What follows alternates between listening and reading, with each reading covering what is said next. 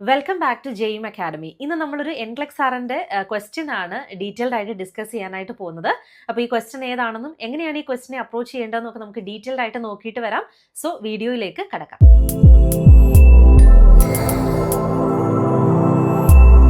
ജെയിം academy. So നമുക്കറിയാം next gen NCLEX R N എക്സാമിന് 8-9 case studies ഒരു എക്സാമിന് വരുന്ന സ്റ്റുഡൻസ് ഉണ്ട്. ഓക്കെ, അപ്പോൾ കേസ് സ്റ്റഡീസ് വളരെ കോമൺ ആയിട്ടുള്ള ഒരു ക്വസ്റ്റ്യൻ ടൈപ്പാണ്. അത് ഏറ്റവും കൂടുതൽ സ്റ്റുഡൻസ് തെറ്റിപ്പോകുന്നത് അല്ലെങ്കിൽ ബുദ്ധിമുട്ട് ഫീൽ ചെയ്യുന്നത് ഈ ഒരു ക്വസ്റ്റ്യൻ ടൈപ്പിനോട് കൂടിയാണ്. അപ്പം നമുക്കിത് എങ്ങനെയാണ് എളുപ്പമാക്കാൻ പറ്റുന്നതെന്നൊരു സ്ട്രക്ചേർഡ് രീതിയിൽ പഠിച്ചു പോകാം. ഓക്കെ, നൗ കേസ് സ്റ്റഡീസ് ഇങ്ങനെയാണ് കൊടുക്കുക, പല രീതിയിൽ കൊടുക്കാറുണ്ട്. ഇവിടെ ഒരു പേഷ്യൻറ്റിൻ്റെ ഹെൽത്ത് ഹിസ്റ്ററി ഉണ്ട്, അസസ്മെൻ്റ് ഉണ്ട്, വൈറ്റൽ സയൻസ് ഉണ്ട്. അതായത് ഒരു പേഷ്യൻറ്റിൻ്റെ കേസ് സ്റ്റഡി കംപ്ലീറ്റ് ആയിട്ട് കൊടുത്തിരിക്കുകയാണ്. ഓക്കെ, നൗ ഇതിനെ ബേസ് ചെയ്തിട്ടൊരു ചോദ്യമുണ്ട്. Select the top 4 findings below that require immediate follow up. അതായത് ഈ കേസ് സ്റ്റഡി വായിച്ച് മനസ്സിലാക്കിയിട്ട് നമുക്ക് ഏറ്റവും ഇമ്മീഡിയറ്റ് ആയിട്ട് ഫോളോ അപ്പ് ചെയ്യേണ്ട 4 ഫൈൻഡിങ്സ് ഏതാണോ തോന്നുന്നത് അത് ചൂസ് ചെയ്യാനാണ് പറഞ്ഞിരിക്കുന്നത്. സോ നമുക്കറിയാം recognising cues, that is very important. First step അതാണ് അല്ലേ. അതായത് പേഷ്യൻറ്റിന് ഏറ്റവും ഇമ്പോർട്ടൻ്റ് ആയിട്ട് അല്ലെങ്കിൽ പേഷ്യൻറ്റിൻ്റെ കണ്ടീഷൻസിൽ പ്രയോറിറ്റൈസ് ചെയ്യാനുള്ളൊരു കാപ്പബിലിറ്റി നമുക്ക് ഉണ്ടാവണം. ഓക്കെ, ഏതിനാണ് ഇമ്മീഡിയറ്റ് ആയിട്ട് നമ്മൾ ഫോളോ അപ്പ് ചെയ്യുക, ഏത് ഫൈൻഡിങ്സിനെയാണ്. അപ്പോൾ പേഷ്യൻറ്റിന് ഒരു കോഫും ഫീവറും ഉണ്ടെങ്കിൽ ഇതിലേത് നമ്മൾ ആദ്യം ഡീൽ ചെയ്യും. ഓക്കെ, ക്ലിയർ അല്ലേ. ആൻഡ് ഓൾസോ ഇപ്പം ഒരുപാട് ഫൈൻഡിങ്സ് അവിടെ കൊടുത്തിട്ടുണ്ട്, അതിൽ ഏറ്റവും കൺസേണിങ് ആയിട്ടുള്ള 4 ഫൈൻഡിങ്സ് ഏതാണ്. ഓക്കെ, പ്രയോറിറ്റൈസ് ചെയ്യുക. ആൻഡ് ഓൾസോ അൺഎക്സ്പെക്റ്റഡ് ആയിട്ടുള്ള അബ്നോർമാലിറ്റീസിൽ കോൺസെൻട്രേറ്റ് ചെയ്യുക. എക്സ്പെക്റ്റഡ് ആയിട്ടുള്ള അബ്നോർമാലിറ്റീസ് എന്ത് ചെയ്യുക, എലിമിനേറ്റ് ചെയ്ത് കളയുക. ഓക്കെ, ആൻഡ് എഗെയിൻ നിങ്ങൾക്ക് സ്റ്റിൽ മനസ്സിലാവുന്നില്ലെങ്കിൽ നോക്കിയാൽ മതി. ഒരു കണ്ടീഷൻ ഇപ്പം കോഫും ഫീവറും ഉണ്ട്, ഇതിൽ നമുക്ക് ഇമ്മീഡിയറ്റ് ആയിട്ട് പെട്ടെന്ന് ഫോളോ അപ്പ് ചെയ്യാൻ പറ്റുന്നത് എന്താണ്? കോഫിനെ കാട്ടിലും ഫീവർ ആണോ, ഫീവറിനെ കാട്ടിലും കോഫ് ആണോ? ഇമ്മീഡിയറ്റ് ആയിട്ടൊരു നമ്മളൊരു കാര്യം ചെയ്തു കഴിഞ്ഞാൽ ഇമ്മീഡിയറ്റ് ആയിട്ട് നമുക്കൊരു റിസൾട്ട് കിട്ടുന്നത് എന്തിനാണ്? ഓക്കെ, അല്ലെങ്കിൽ നമ്മളൊരു ട്രീറ്റ്മെൻറ്റ് സ്റ്റാർട്ട് ചെയ്ത് കുറച്ച് നാൾ എടുക്കും ആ ഒരു സിംറ്റം റിലീവ് ആകാനെങ്കിൽ അതിന് കുറച്ച് പ്രയോറിറ്റി എടുക്കുക. അപ്പം പെട്ടെന്ന് എന്തിനാണ് നമ്മൾ ഫോളോ അപ്പ് ചെയ്യേണ്ടത് എന്ന് നോക്കുക. ഇത്രയും കാര്യങ്ങളാണ് നമ്മൾ ശ്രദ്ധിക്കേണ്ടത് കേട്ടോ. ഇനി നമുക്ക് ഈ കേസ് സ്റ്റഡി ഒന്ന് നോക്കാം. A 57-year-old client comes to the emergency department after feeling shortness of breath and having a cough for the past 2 days. The client reports sleeping on 2 pillows and waking up coughing several times a night. So മനസ്സിലാക്കുക, imagine ചെയ്യുക situation. ഒരു 57-year-old client, okay, retirement ഏജിൽ അല്ലാത്തൊരു client ആണ്. Okay, അതിന് മുമ്പുള്ളൊരു client ആണ്. So emergency ഡിപ്പാർട്ട്മെൻറ്റിലോട്ട് വരികയാണ്, shortness of ബ്രെത്തും കോഫും കൊണ്ട് 2 ദിവസമായിട്ട് ഇതുണ്ട്. ഇമാജിൻ ചെയ്യുക കേട്ടോ. സോ 2 പില്ലോ വെച്ചിട്ടാണ് സ്ലീപ്പ് ചെയ്യുന്നത് ആൻഡ് കോഫ് കാരണം രാത്രിയിൽ എഴുന്നേൽക്കുന്നു. ഇതൊക്കെയാണ് പേഷ്യൻറ്റിൻ്റെ symptom. Okay, now expresses feeling very fatigued, okay, and spending most of the day in the bed or chair. Okay, ടയേർഡാണ്. Client appears anxious.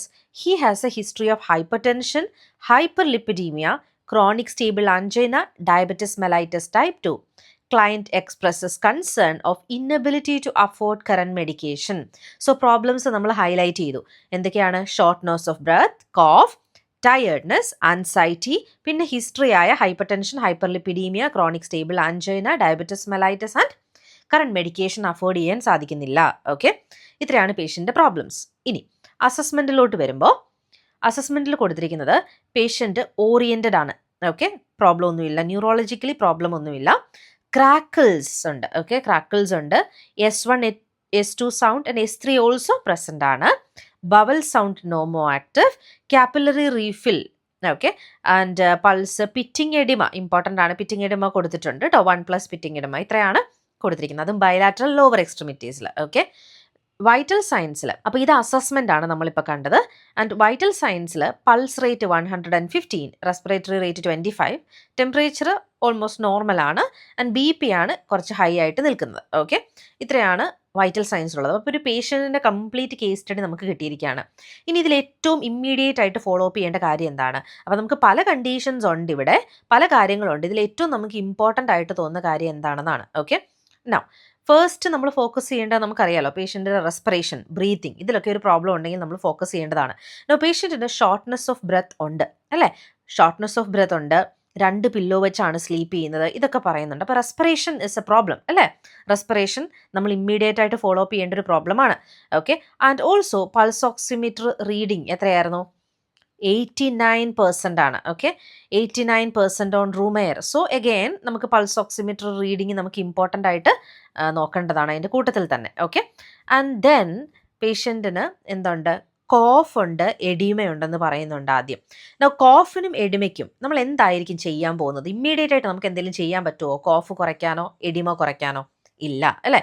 അപ്പോൾ അതിന് പ്രയോറിറ്റി കുറച്ച് കുറവാണ്. ഓക്കെ, ക്രാക്കിൾസ് എന്താണ്, എന്തോ ഒരു പ്രോബ്ലം ഉണ്ട് ലങ്സിൽ, എന്തോ ഒരു എന്താ പറയുക, എയർ എൻ്റർ ആകുന്നതും അല്ലെങ്കിൽ breathe in and breathe out ചെയ്യുന്ന സമയത്ത് അതിനെ തടസ്സപ്പെടുത്തുന്ന എന്തോ ഉള്ളത് കൊണ്ടാണ് അവിടെ ക്രാക്കിൾസ് ഉള്ളത് അല്ലേ. അപ്പോൾ അതൊരു ഇഷ്യൂ ആണ്, ഇമ്മീഡിയറ്റ് ആയിട്ട് ഫോളോ അപ്പ് ചെയ്യേണ്ട ഒരു കാര്യമാണ്. ഓക്കെ, ആൻഡ് നെക്സ്റ്റ് വൺ എന്ന് പറയുന്നത് ഇവിടെ ഷോർട്ട്നെസ് ഓഫ് ബ്രെത്ത് ആണ് അല്ലേ. ഇതുമായിട്ട് റിലേറ്റഡ് ആയിട്ട് നിൽക്കുന്ന എന്താണ്, respiration, shortness of breath, pulse oximetry and crackles. ഇതാണ് ഏറ്റവും ഇമ്പോർട്ടൻറ്റ്. പേഷ്യൻ്റെ ബ്രീത്തിങ്ങിനും എയർവേക്കുമുള്ള പ്രോബ്ലമാണ് നമ്മൾ പ്രയോറിറ്റി കൊടുക്കേണ്ടത്. ഓക്കെ, ഇനി എന്തുകൊണ്ടാണ് നമ്മൾ ബാക്കി എലിമിനേറ്റ് ചെയ്യുന്നത്? കോഫ് ആൻഡ് എഡിമ ഞാൻ ഓൾറെഡി പറഞ്ഞു, കാരണം അതിന് ഇമ്മീഡിയറ്റ് ആയിട്ട് നമുക്കൊന്നും ചെയ്യാൻ പറ്റില്ല എഡിമയ്ക്കും കോഫിനും. ഓക്കെ, നൗ ബ്ലഡ് പ്രഷർ ഉള്ളത് എന്തുകൊണ്ടാണ്? ഹിസ്റ്ററി ഓഫ് ഹൈപ്പർ ടെൻഷൻ്റെ ഹിസ്റ്ററി ഉണ്ട്. ആൻഡ് ഓൾസോ പേഷ്യൻ്റ് ഇപ്പം മെഡിക്കേഷൻ കഴിക്കുന്നില്ല, അതുകൊണ്ടാണ് ബ്ലഡ് പ്രഷർ ഉള്ളത്. അപ്പം എക്സ്പെക്റ്റഡ് അല്ലേ. അപ്പം മെഡിക്കേഷൻ കഴിക്കാത്തതുകൊണ്ട് ബ്ലഡ് പ്രഷർ കൂടി നിൽക്കുക എന്ന് പറയുന്നത് എക്സ്പെക്റ്റഡ് ആയിട്ടുള്ളൊരു ഫൈൻഡിങ് ആണ്. അപ്പോൾ ഈ 4 ഫൈൻഡിങ്സിനെക്കാട്ടിലും ഇമ്പോർട്ടൻ്റ് അല്ല അവിടെ ബ്ലഡ് പ്രഷർ എന്ന് പറയുന്നത് അല്ലേ. അടുത്തത് ഇന്നബിലിറ്റി ടു അഫോർഡ് മെഡിക്കേഷൻ. അതിന് നമുക്കിപ്പോൾ എന്തെങ്കിലും പെട്ടെന്ന് ഇമ്മീഡിയറ്റ് ആയിട്ട് ചെയ്യേണ്ട ഒരു കാര്യമല്ല. Also history of chronic stable angina. Okay, history ആണതും. അതും എന്താണ്, നമുക്ക് ഇപ്പം ഒന്നും ചെയ്യാൻ പറ്റുന്നൊരു കാര്യമല്ല അല്ലേ. ആൻഡ് ബ്ലഡ് പ്രഷർ നമ്മൾ ചൂസ് ചെയ്യാതിരുന്നത്, പേഷ്യൻ്റ് ഹൈപ്പർ ടെൻഷൻ ഓൾറെഡി ഉള്ള പേഷ്യൻ്റ് ആണ്. അപ്പോൾ 140, നമ്മുടെ വൈറ്റൽ സയൻസിൽ 149/93 കൊടുത്തിരിക്കുന്നത് എന്തുകൊണ്ടാണ്? അഫോർഡ് മെഡിക്കേഷൻസ് കഴിക്കാത്തത് കൊണ്ടാണ്. അപ്പോൾ അത് എക്സ്പെക്റ്റഡ് ആണ്, അൺഎക്സ്പെക്റ്റഡ് അല്ല അല്ലേ. അപ്പം അൺഎക്സ്പെക്റ്റഡ് ഫൈൻഡിങ്സ്, പിന്നെ നമ്മൾ പ്രയോറിറ്റി ബേസിസിൽ പേഷ്യൻ്റെ റെസ്പിറേഷൻ, ബ്രീത്തിങ്, ഇതിലൊക്കെ ഇമ്പോർട്ടൻസ് കൊടുത്തുകൊണ്ട് വേണം ആൻസർ ചെയ്യാനായിട്ട് കേട്ടോ. അപ്പം കേസ് സ്റ്റഡിയിൽ ഈ ഒരു ക്വസ്റ്റ്യൻ നിങ്ങൾക്ക് ക്ലിയർ ആയെന്ന് ഞാൻ വിശ്വസിക്കുന്നു. നന്നായിട്ട് കേസ് സ്റ്റഡി വായിച്ച് ഒന്ന് ഇമാജിൻ ചെയ്യുക മൈൻഡിൽ. എന്നിട്ട് മോസ്റ്റ് ഇമ്പോർട്ടൻ്റ് ആയിട്ട് പേഷ്യൻറ്റ് നമ്മൾ ഇമ്മീഡിയറ്റ് ആയിട്ട് ഫോളോ അപ്പ് ചെയ്യേണ്ട പ്രയോറിറ്റി ബേസിസിൽ നമ്മുടെ കണ്ടീഷൻസ് നമ്മൾ എന്ത് ചെയ്യുക, മനസ്സിലാക്കിയെടുക്കുക. ഏതാണ് ഏറ്റവും ഇമ്പോർട്ടൻറ്റ്? ഓക്കെ, ഒത്തിരിയും കണ്ടീഷൻസ് കൊടുക്കും, ഒത്തിരിയും കാര്യങ്ങൾ കാണും, അബ്നോർമാലിറ്റീസ് കാണും. അപ്പോൾ പേഷ്യൻ്റെ കണ്ടീഷൻ അനുസരിച്ച് ഏറ്റവും ഇമ്പോർട്ടൻ്റ് ആയിട്ടുള്ള എന്താണെന്ന് നോക്കുക. അതിൽ 4 ചൂസ് ചെയ്യാം.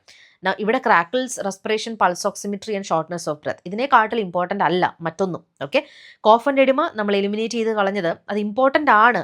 പേഷ്യൻ്റ് കോഫാണ് ഏറ്റവും മെയിൻ ആയിട്ട് ഇവിടെ പറയുന്നത് അല്ലേ, രാത്രിയിൽ എഴുന്നേക്കുന്നു എന്നൊക്കെയുള്ളത്. പക്ഷേ അത് ഇമ്മീഡിയറ്റ് ആയിട്ട് നമുക്ക് ഫോളോ അപ്പ് ചെയ്യാൻ പറ്റുന്ന ഒരു കാര്യമല്ല കോഫ് എന്ന് പറയുന്നത് അല്ലേ. കോഫ് ഇപ്പം നമ്മൾ എന്തെങ്കിലും ചെയ്തുകൊണ്ട് പെട്ടെന്ന് അവിടെ അത് മാറുന്ന ഒരു കണ്ടീഷനാണ്. ഇപ്പം നമ്മളൊരു കാര്യം ചെയ്തു കഴിഞ്ഞാൽ കോഫ് മാറുമോ? ഇല്ല അല്ലേ. അപ്പോൾ അങ്ങനെ ചിന്തിക്കാം. ഓക്കെ, എഡിമയും അതേപോലെയാണ്. നമുക്ക് ഇമ്മീഡിയറ്റ് ആയിട്ട് എന്തെങ്കിലും ചെയ്യാൻ പറ്റുമോ? അത് അങ്ങനെ ആ ഒരു ബേസിസിൽ നമ്മൾ തിങ്ക് ചെയ്യുമ്പോൾ നമുക്ക് ആൻസേഴ്സ് എളുപ്പത്തിൽ മനസ്സിലാക്കി എടുക്കാനായിട്ട് സാധിക്കും. ഓക്കെ, അപ്പോൾ ഈ ഒരു വീഡിയോ നിങ്ങൾക്ക് ക്ലിയർ ആയെന്ന് ഞാൻ വിശ്വസിക്കുന്നു. അടുത്ത കേസ് സ്റ്റഡി വീഡിയോ ആയിട്ട് അടുത്ത വീഡിയോയിൽ കാണാം. So thank you so much.